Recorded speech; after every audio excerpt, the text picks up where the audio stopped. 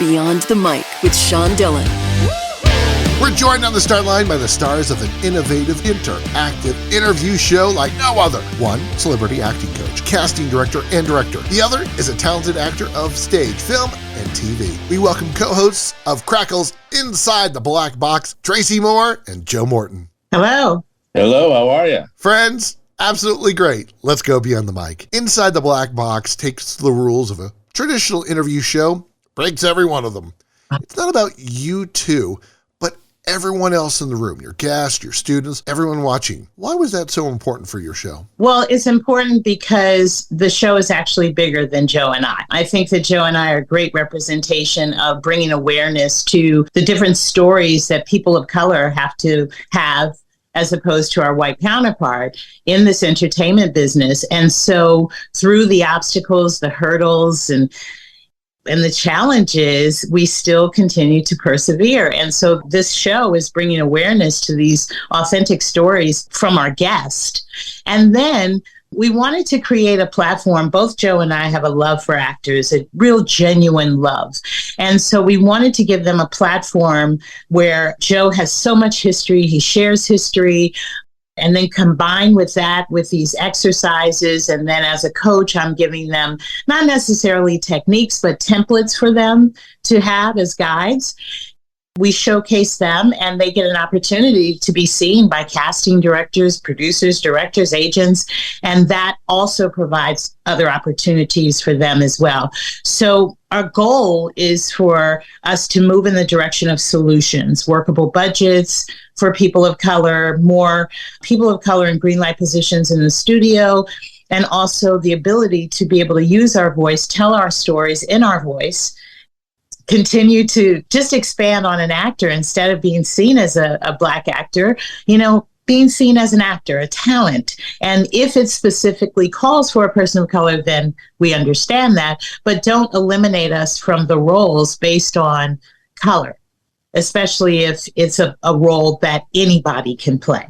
When I was in school, one of the things that used to happen was, and still does at the school that I went to, Hofstra University, there is a problem for Black actors who are studying there that they only get cast in sort of culturally Black roles, and they actually want to be able to expand from that. So part of what we do on this show is say, yes, your uniqueness, what makes you unique, makes you capable or hopefully capable to play pretty much any role that's put in front of you, that you should not be limited by your color.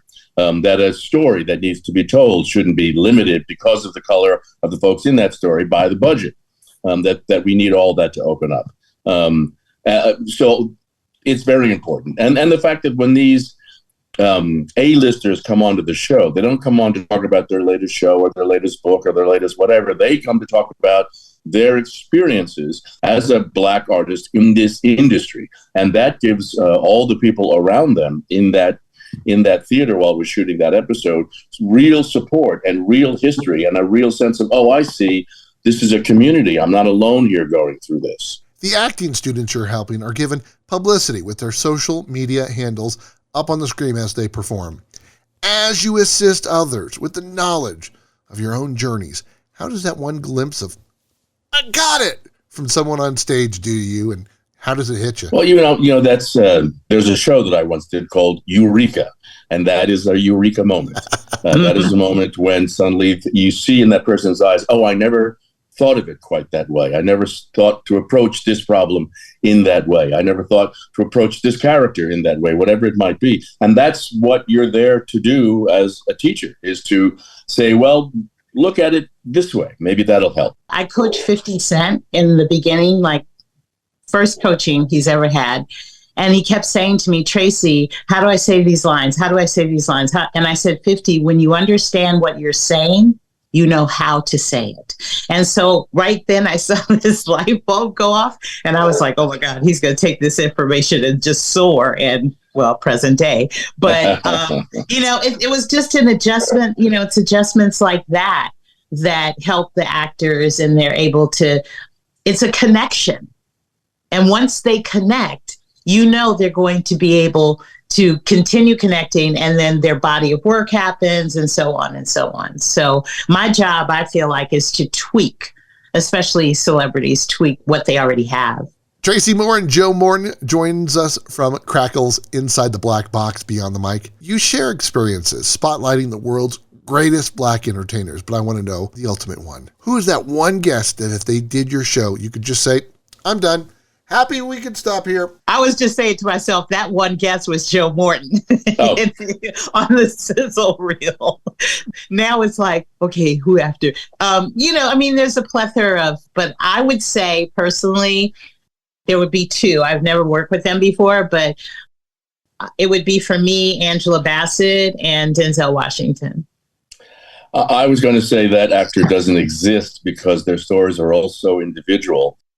And of course, we want the show to last for 4, 5, 6, 7 seasons. So that one actor, I don't know that there is one actor. I mean, if I thought about it, sure, I'd love to have Denzel on the show. I'd love to have Morgan Freeman on the show. I'd love to have Viola Davis on the show and Angela Bassett, all these actors, but they all will bring a unique difference because their stories are not the same in any way, shape, or form. So there is no one person for me that would sort of do the trick. For me, it will be the accumulation of all of these actors telling their stories. And it will be, the actors that we are so-called training who go off and do something and maybe come back to tell us what they've done. And it continues on. Yeah. What person no longer on this earth would you want to have 20 minutes with to learn, laugh, and listen to? Other than Jesus Christ, you mean? I suppose, Martin Luther King, Dick Gregory, those two in particular. I would say Richard Pryor and Miles Davis. Tracey Moore and Joe Morton joins us from Crackle's Inside the Black Box, and it's time for the Rocking Aid. It's just 8 random questions. Answer with the first thing that comes to your mind. There is no pressure. Since we have 2 guests, we'll split the 8 in half and start with ladies first. Tracey, if you could sprinkle pixie dust on a person and give them one gift, what would that gift be? I have sprinkle dust. Love. Joe, what was the last time you went and enjoyed a simple, easy canoe ride? Just this past summer. I live on a lake. Tracey, what's your favorite scented candle? Musk. Joe, what's the best blues album of all time? Oh my gosh. The Miles Davis, Blue. What was it called, Tracey? Kind of Blue. Kind of Blue. Kind of Blue. Yes, Kind of Blue. Tracey, what's your favorite moment from the Pacific Conservatory of Performing Arts? When Dorian Wilson and I got kicked out of class, but it was really me, and then they just let Dorian go to sit with me. So what did you do? Okay. Well, we were in the singing class, and so Dorian and I were the only African Americans, people of color, period. When Dorian and I sang a duet, You Are the Sunshine of My Life, and so the class would give us feedback, and so one of the actresses said, why do you guys always sing Black songs? And I said, why do you always sing white songs? And they thought I was aggressive, and I had to go sit outside. Joe, what was the first act you ever saw at the Apollo? Sammy Davis Jr. And I also want to add one other thing. In terms of blues albums, I couldn't talk about the blues without talking about Robert Johnson. Tracey, the list of people you have discovered is a who's who of talent. But who is the person, that one star you're kicking yourself over? I mean, man, I wish I could have discovered them. Queen Latifah. Joe, what was the first instrument you were given and do you still have it? Guitar. I still have it. I still play it. If you're enjoying these conversations, please check out another Beyond the Mic episode to find more actors, artists, and people you need to know. We'd also appreciate a like and subscribe on the Good Pods app. From Crackle's Inside the Black Box, it is Joe Morton and Tracey Moore Beyond the Mic. Joe, how's your father's effort to integrate the United States Army change the way you see the world? Oh my gosh. How long do you have here? You have to remember my father died when I was 10. So the things that I learned from him were multifold in that, one, you have to learn how to find someone that you can trust in order to do what it is you want to do. Two, I discovered that it doesn't matter in terms of integration. Integration is something that you can sort of make happen vis-a-vis law, but you can't make it happen vis-a-vis people's hearts. Three, the world is a political world. I think a lot of what he went through certainly helped me with Rowan in Scandal in terms of the political world that person lived in. 4, I guess she taught me about the thing that Tracey talks about all the time, which is who to love, how to love, and when to love. Tracey, March 13th, 2017, you said, quote, "We have such a great show in store for you, America," unquote. How has the dream of this show, now a reality, changed the way you dream? Well, I've always dreamt this way. So when I was 21 and I got on a plane from San Francisco and I had $200, a one-way ticket in a trunk, I was on the plane like I could do all things through God who strengthens me. That was my mantra. I think for me, it was more about my children and my grandchild because they were able to observe this whole process for 19 years. And so what it's taught them is to never give up on your dreams.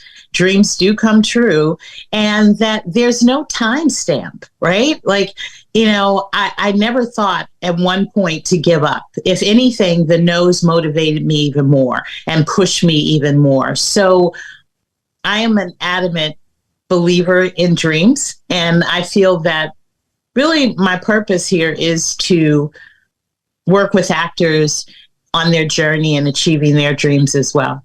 For both of you, who are the talented people that America haven't seen yet that have crossed your eye and you instantly said, man, they're going to go far? I would have to say there's a plethora. I realized when I sit down and write my memoirs, like I just want to hold on to the memory of the names. But I want to say Terrence J., who used to be on 106 in Park, because when I first met him, him and his brother, who was his manager, they were living in their car. And he had just gotten the job at 106 in Park. And they saved their first check to take me to a really super fancy restaurant in Manhattan, which I didn't really care about, but I was grateful for the meal. And he told me everything that he wanted to do, and he's overexceeded that, including winning an Oscar for a short film that he produced last year.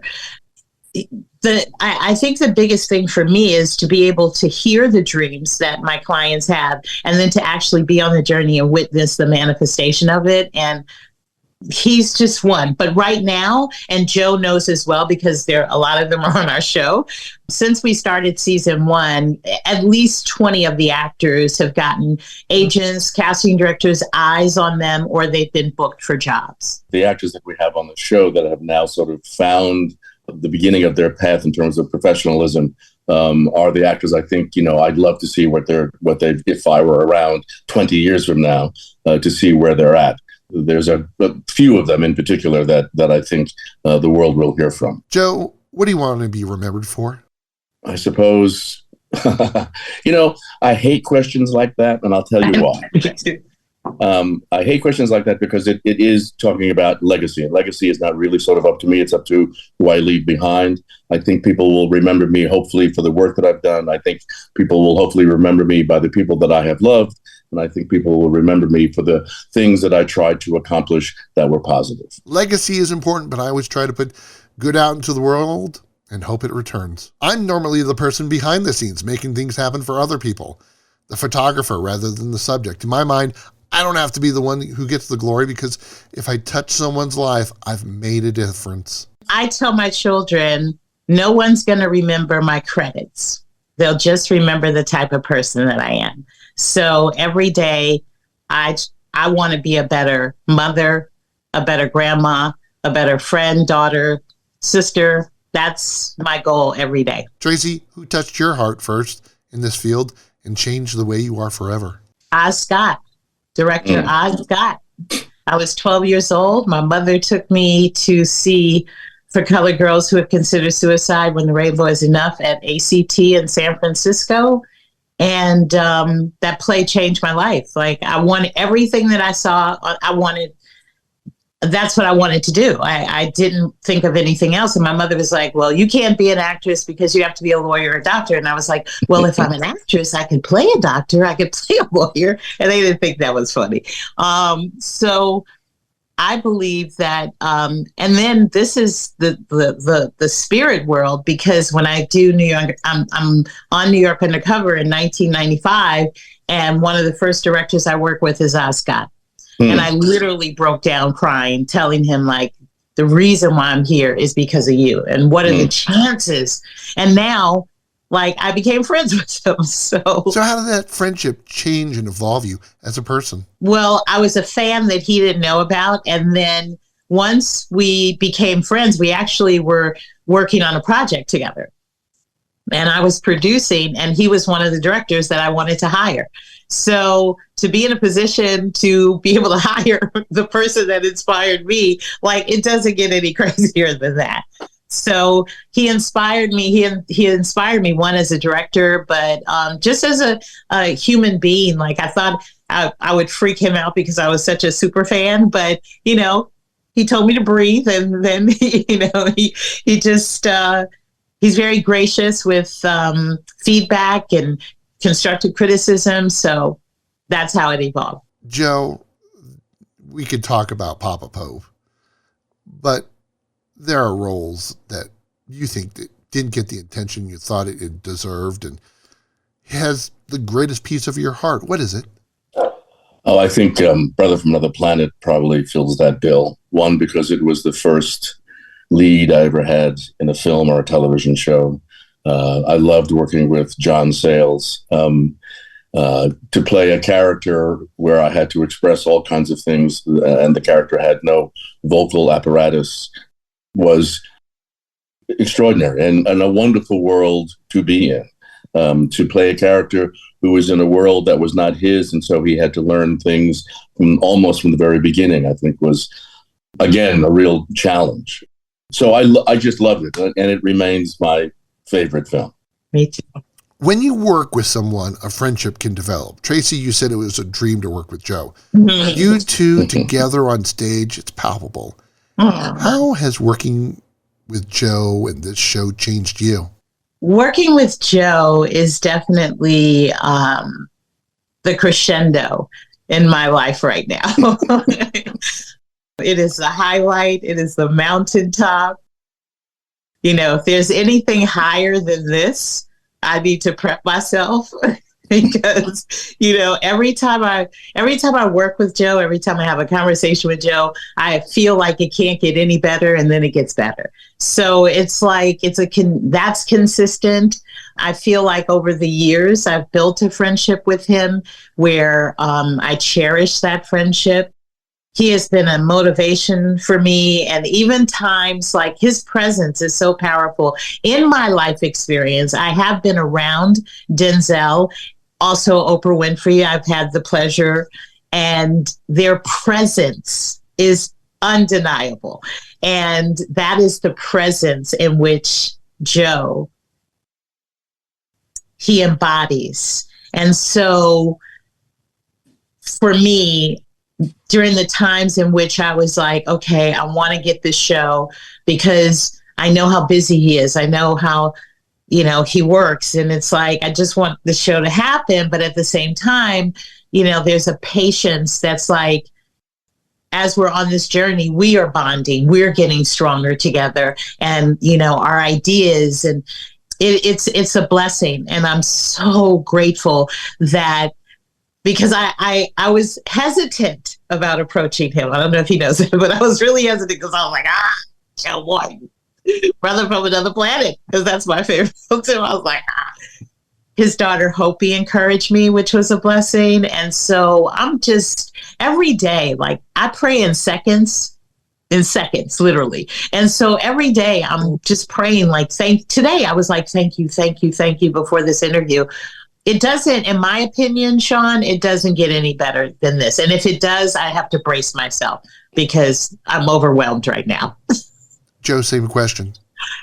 And I think Tracey is brilliant. I mean, I think this is an incredible idea that she's had to do two things at the same time. One is to get stories from these incredible actors that we both know and have been around for most of our careers, and develop stories and talent and passageways for these younger actors who are looking for someone to help them get started. Tracey and I think from the very, there are certain actors that I've worked with that from the very get, from the moment that you start, the sparks fly, the relationship is there, and you're just working. You're not even thinking about it. And that's what it's been with Tracey, is that from the moment we started doing this, I listen to her. I listen to what she's trying to achieve. She listens to me. We go back and forth. We work out how we want to get that done. And we've been doing it, and we've been doing it without laboring over the how, as far as we're concerned, what we need to do. So that's that. I mean, there are lots of things we need to sort of work out with other people, but between the two of us, I think the mission is clear. And it just, she just lights me up. Tracey, if you could have cast in any series or film and replaced Joe with any actor, which would it be? Wow. Well, can Scandal keep going on? Maybe a sequel. Control menu? Because then I would cast them. I don't want to take her job, but I would cast them in Scandal. Wow. Oh, man. I would like to see him, like right now, I'm really fascinated with Jonathan Majors. So I would like to see Joe and Jonathan Majors in something. Mm. Yeah. I would bring Lovecraft back. Joe, Courtney Vance. Oh, my God. Ideas are always available beyond the mic.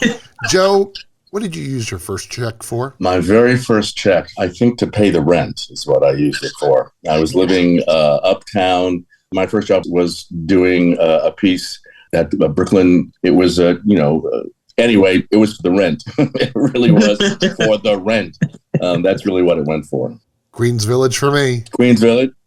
Oh, I was uptown on 155th Street, near the old Native American Museum. There was a cemetery there as well, sharing an apartment with a school buddy. As you both continue to teach, mentor, and help others, how has this experience changed you? Teaching is it's an interesting thing. At least it was for me. I taught it not only in this situation with Inside the Black Box, but I taught a semester at Fordham. And the one thing I found difficult, I came home exhausted every night. And the one thing I found difficult and interesting was that I had to figure out a way how to tell these students what I do now instinctively, but to be able to sort of lay it out in a way that made sense in terms of teaching somebody else how to approach a character or a piece or a monologue, whatever it might be. Suddenly it became, all right, so how do I explain what this is? And I found that fascinating. I feel like with my students, aspiring and working actors that I work with in my class, I give them truth because I feel like I have the best of both worlds. I'm a casting director and I'm a coach teacher. But with my celebrity clients, I would say trust. And which is huge with them. It's like I don't go to TMZ or Entertainment Tonight with stories. And so that's something that, and sometimes in some cases, I think I was kind of set up to see, but I would think that actors trust me, and that's really huge for me. And when they trust me, they're comfortable, and then they allow themselves to take risks and chances and make different choices in that space that we create. So I would say that. From Inside the Black Box, it is Tracey Moore and Joe Morton beyond the mic. You can teach someone reading, morals, how to perform, but you can't teach heart. Where do you see the heart of the next generation? Does it give you pause or hope? Well, I was going to say this because I have a 10-year-old granddaughter, and I am concerned about the future for her. Some days I wake up and think Hunger Games. And then some days I wake up and think maybe we'll come to a resolution and we'll all love each other and take care of each other. But in the preparation for what is going to be, I grew up in the backdrop of civil rights, and I know what that did for me as a young person and made me stronger and the values in which I was taught. So I teach Soraya, and it's going to sound funny, but I teach her from music, right? So the OJs have a song, Backstabbers. So I say to Soraya, they smile in your face all the time. They want to take your place, the backstabbers. And so I just guide her because in the 70s, they dropped wisdom in music. Oh, yeah, they did. They spoke words. I don't know what they're saying today in music. I don't. I'm like, say something. If you have words, use them. But I feel like my job right now is really to prepare my granddaughter and my children for what we don't know.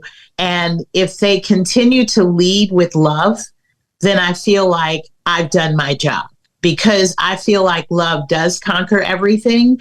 And sometimes we have to be patient, sometimes we have to be tolerable, but I always tell them to lead with love and backstabbers. I think especially in this country, the experience of young people is so wide and varied. I mean, I think if you grow up in a rural neighborhood, it's nothing like growing up in the city. And then there's that constant kind of conflict between cities and suburbs. And all of these different cultures and communities, if you will, sort of approach the world in different ways. And what we seem to be having a hard time understanding is how to take all of our different perspectives and put them together so that it culminates in something that's positive. It seems to me that the world is at present more at each other's throats than they are sort of trying to help one another. So I think the difficulty for parents and grandparents is to try to teach just what Tracey said, love, the idea that you're here to help someone, that a helping hand means that there are 2 hands and 3 hands and 4 hands that are all pulling in hopefully the same direction. And I think that's these days a hard concept to try to get your mind around. I'm reading the 1619 Project and hearing that in Florida they want to ban a book just like that. And so right away my worry is, well, see, that's not helping the problem. That's inflaming the problem. So I think that in terms of your question, I think there's a lot of young people out there who have a lot of heart, but some of them may be trying to protect that heart in the only ways they know how because of what's coming at them. Other ones may not know what to do with it because it seems like they're outpaced and outnumbered and outweaponed, if you will. So my hope is that we will all learn somehow that coming together, as sort of Pollyannish as that sounds, but as coming together is certainly a better approach to life than being at each other's throats. Joe loves the blues of Robert Johnson. Tracey got kicked out of a vocal class for starting a fight. They want you to experience Inside the Black Box on Crackle. Tracey Moore, Joe Morton, thanks for taking the time to talk with us today. Thank you. Thank you, Sean. And that, my friends, is Beyond the Mic.